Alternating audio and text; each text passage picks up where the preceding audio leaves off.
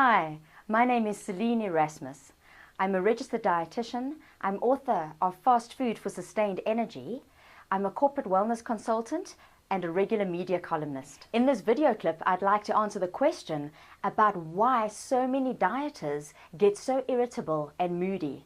Now, possibly you've been on a diet and maybe you've experienced this yourself, where the moment you're on a diet and you've done it for a couple of days, you start feeling moody and irritable and anxious and just not yourself. Or maybe you've noticed somebody in the family or your colleague in the office going through exactly that cycle. Well, why does it happen? Well, often diets are all about going on an all or nothing approach. A lot of fad diets out there encourage us to deprive ourselves and cut out our favorite foods and follow strict eating plans. There's do's and don'ts lists and what you can't have, and it's all about denial and deprivation. So first of all, we're starting this plan often on a Monday morning, and then we're wondering why we're not really getting excited about it. I mean, who gets excited about not having any of their favorite things? So there's that aspect to it.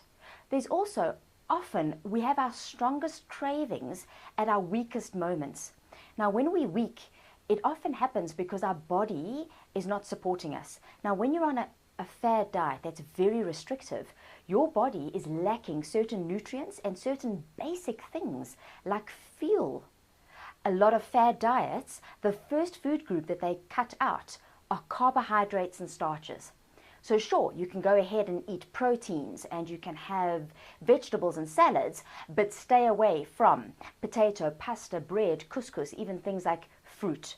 What happens when you cut out carbohydrates is carbohydrates and starches provide a basic fuel source, and that is glucose. That glucose is what gives our bodies energy. It picks up our blood glucose or blood sugar levels that gives us energy and helps us function. What it also does is glucose is one of the primary ingredients that your brain needs to make a chemical called serotonin. Now, serotonin is your happy hormone. It's a neurotransmitter or a chemical in your brain that makes you feel happy.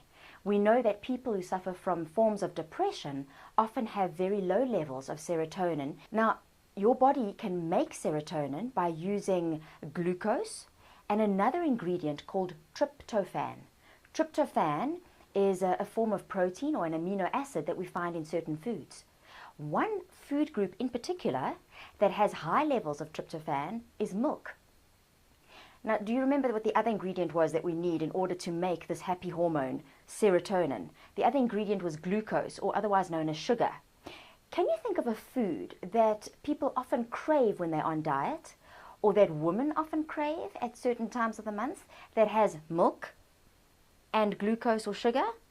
You guessed it, chocolate.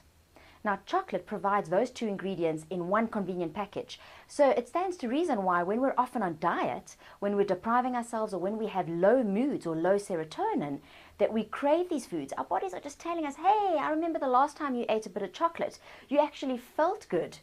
And that's why you could be craving it. So if you're on a diet, I'm not suggesting that you have to eat chocolate in order to feel good and feel happy. But understanding the basic chemistry behind why you may be feeling a bit low, tired, irritable, helps you to make smarter choices.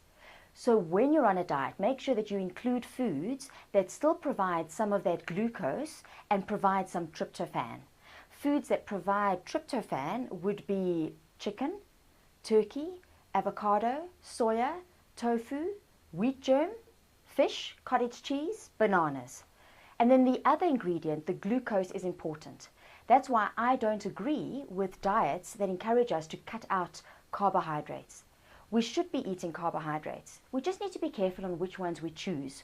So if you want to stay fuller for longer and help yourself to eat less if you're wanting to lose weight, then choose carbohydrates that are higher in fiber and that are going to be slower releasing, or also known as lower GI or lower glycemic index. Definitely include 1 or 2 fruits per day. Any diet that says that you need to restrict or cut out fruits completely is probably not a balanced eating plan. You should also be choosing carbohydrates and starches that are more slower releasing, such as sweet potato, barley, brown rice, quinoa. These kind of foods you can have in smaller portions because they fill you up and they keep your blood sugar level stable because you have this constant supply of glucose. That's definitely going to help you have a constant supply of that happy hormone, serotonin, so you're less likely to feel irritable and moody. It's also important that if you're a dieter, that you become stimulant savvy. The reason why is because there's a lot of diets out there that encourage us or say that it's allowed to drink maybe black coffee, no milk, no sugar, as if that's palatable, but you can have black coffee rather than eat. The danger with that is if you drink too much coffee, you're getting too much stimulants, too much caffeine. That can give you short-term energy boosts, but long-term it's going to dip your energy levels.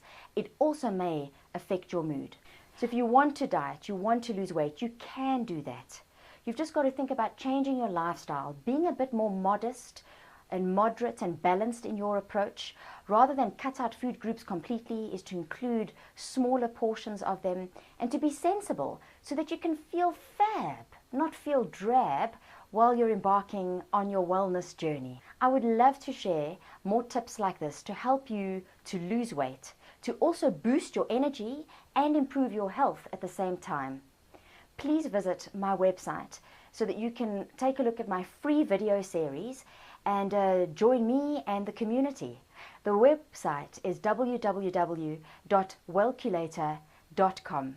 I look forward to seeing you on the other side.